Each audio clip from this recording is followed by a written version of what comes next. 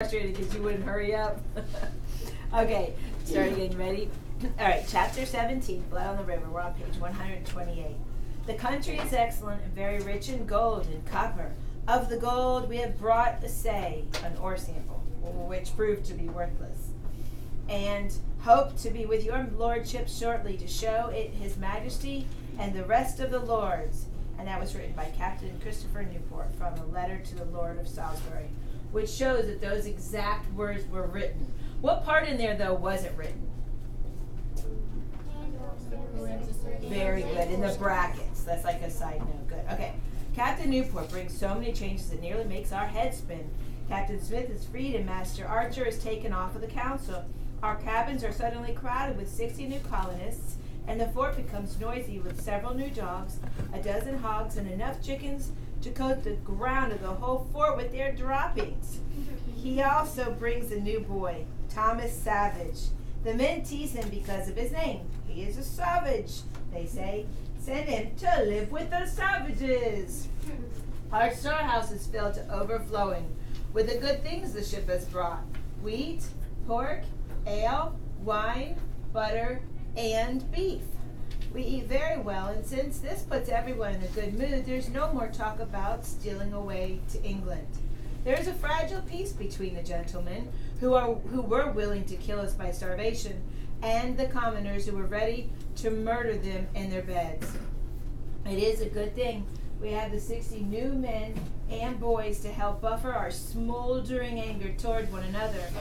A few days after Captain Newport arrives, we hear shouts of "Wingapo!" and look up to see the Indians paddling to shore in 3 canoes.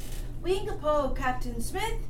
they call, and when the canoes land and the Indian men begin to pull them up shore, Richard and I go closer. The canoes are filled with bread, fish, and meat: turkey, squirrel, deer, and raccoon. "We don't even need to trade for food," I say to Richard. "We've got so much in the storehouse now that the ship is here." But Richard's eyes are wide, fixed on something. I follow his gaze to one of the canoes, and in it sits a little girl. She has straight black hair cut very short on the front and sides and fastened in long braids down her back. She wears several necklaces of pearls and copper and a mantle of deerskin over one shoulder. As we watch, she jumps out of the canoe and trots up to Captain Smith. She is fairly skipping with excitement at seeing him. I hear some of what she says as she speaks to him in Algonquin. "I bring gifts from my father, now that you are my countryman. The food is not for trade. It is being delivered as a gift." It suddenly occurs to me who this must be. I grab Richard's arm. "It's her," I whisper. "I know," Richard whispers back. We watch her as she talks to Captain Smith. She is only a child. Captain Smith says she is about 10 years old, but in my mind she has become like a goddess. She is Chief Houghton's daughter, the girl who saved Captain Smith's life, the Indian princess who has more courage than 100 soldiers. Suddenly, to my surprise, I hear Captain Smith say in his clumsy Algonquin, "Come, meet boys. They show you my home." My stomach does a little flip as Captain Smith leads her over to Richard and me. He tells her our names. I watch her happy dark eyes and keep telling myself, "She's only a child. She's only a child." So I'm not to be awestruck about her.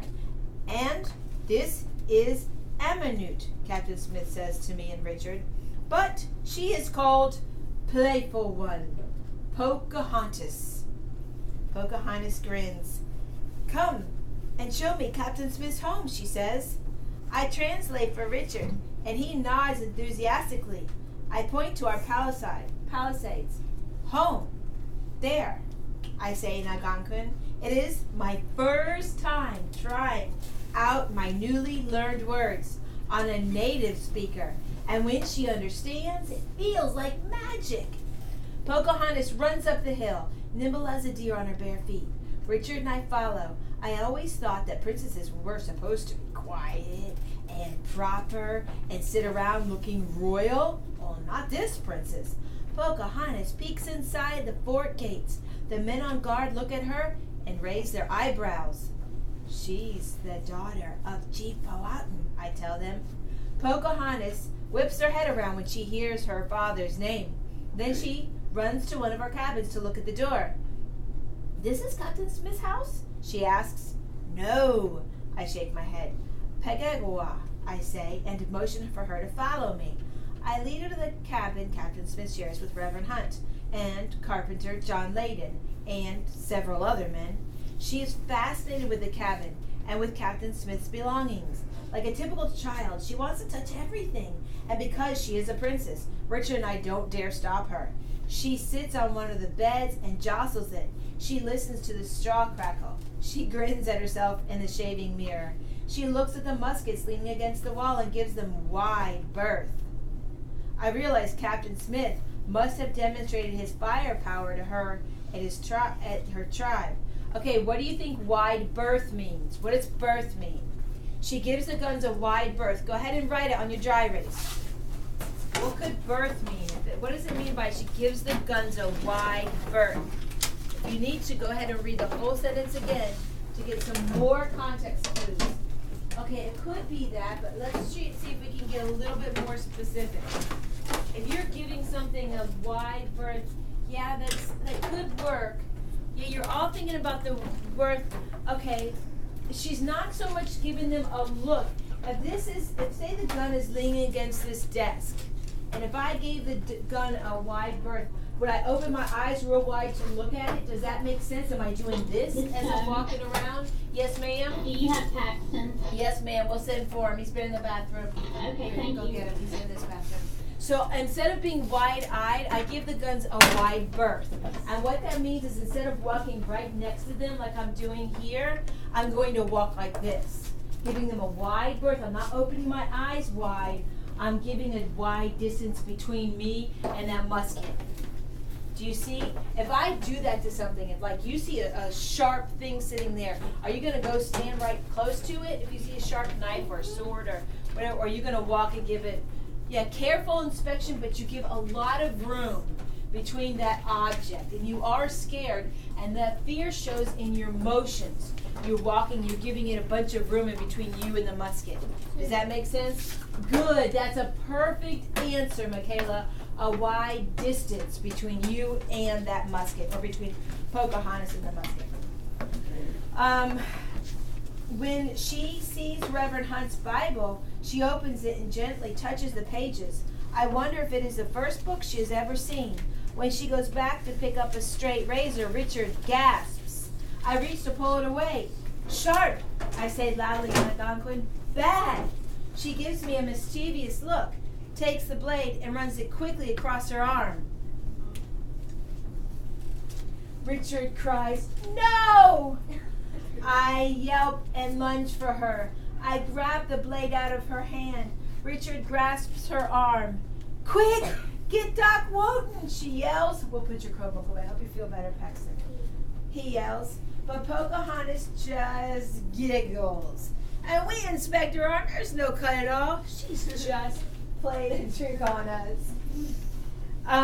Can you run fast? She asks, as if she is not just scared the living daylights out of us. Yes, I say. Running is something I've always been good at. So she's asking me how fast I can run, I tell Richard. She leads us outside to the cabin, and she takes me by the shoulders, and she makes me stand facing down the main lane that goes to the center of our fort. Then she stands Richard beside me, facing the same way. "We will race," she announces. It is a warm winter day, as warm as a spring day in England, and around the fort men are outside, working on everything from repairing wattle and daub walls to shucking corn. They watch in amusement as we prepare for our race. "To the wall," she says. I explain to Richard that we are about to race to the palisade wall, and so he nods in approval. I love how you nodded, Nathan. That was awesome. Pocahontas readies herself next to Richard. She counts with 3 fingers. Okay, so can you picture the 3 of them lined up right next to each other, just like we would be on the playground, and we're all ready to do what? Race. To race, right? So she counts on her fingers. "You could, ning, mus." We run full speed down the lane with dogs chasing and chickens squawking as they fly out of our way. I win by just a little bit. Pocahontas' face glows with sweat. You do run fast, she says, but I am faster. I tripped on my mantle. And with that, she pulls off her mantle. She has nothing on underneath, but she seems not even to notice that she is naked. We will race again, she says. I will win this time. We line up again. I am not ready to let a 10-year-old girl beat me. Pocahontas counts. Us. Page 133. Malachi. I pump my legs as fast as they will go, but this time, freed of her mantle, Pocahontas wins easily. You just got beat by a girl, Richard teases. I grumble, but Pocahontas is already on to her next idea. Can you do this? She asks, and she wheels herself hand to hand and foot to foot, just like a cartwheel. I try to imitate her, but I end up falling on my bum. Pocahontas laughs and shows us again. Richard copies her and actually does quite well. And when I try again, I fall on my hip and elbow. But then I start to get the hang of it. Thomas Savage sees what we are doing and he comes to join us. And soon we are all able to do cartwheels. The men look up from their work to watch us. 3 English boys in dirty shirts and worn-out slops, and 1 naked Indian princess, tumbling like cartwheels all over the fort. Captain Newport tells us that the soil and the rocks we sent back to England were just that, dirt and rocks. There was no gold in them at all. But the Virginia Company still wants gold, and Captain Newport is convinced we can find it for them. And so, early on a frosty morning, just a week or so after the ship has arrived, a group of men gather buckets, picks, and shovels and sets off in search of gold to send back to England. They leave their cabins with their nighttime fires still burning. Someone from the cabin must have left a shirt draped over a chair near the embers, or a Bible on a table too close to the flames. Someone, somewhere, we never did find out where the fire started. Fire! Someone shouts, and I look to see orange flames leap from one thatched roof to another. I snatch up a bucket and I race to the river, but by the time I get back, more cabins have caught on fire, and flames lick their way down the palisade, spreading like spilled wine. Men stumble through the smoke, trying to find the fort gate. Trying to find the gate of the fort. A soldier comes running at me, his clothes aflame. He grabs my bucket and empties the water over his head. His shirt sizzles, then he gasps, slapping at the burned fabric. I return to the river, fill my bucket again, and Captain Smith is there, shouting, ordering the men into a line. Pass the buckets hand to hand, he yells. We form a line that stretches from the river to the fort, and we pass the buckets quickly one to another. Flames leap, and thick black smoke engulfs the entire fort. One side of the palisade buckles and falls.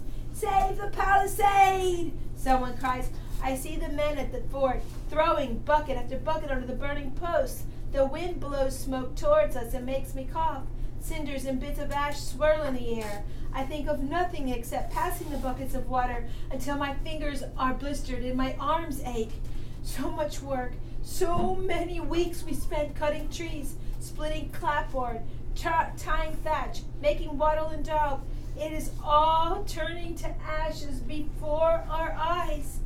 It is afternoon before we finally quell the flames. We managed to save good part of the palisade, but the houses are virtually gone, along with everything in them. Even Reverend Hunt's Bible is lost in the blaze. And, worst of all, the storehouse and all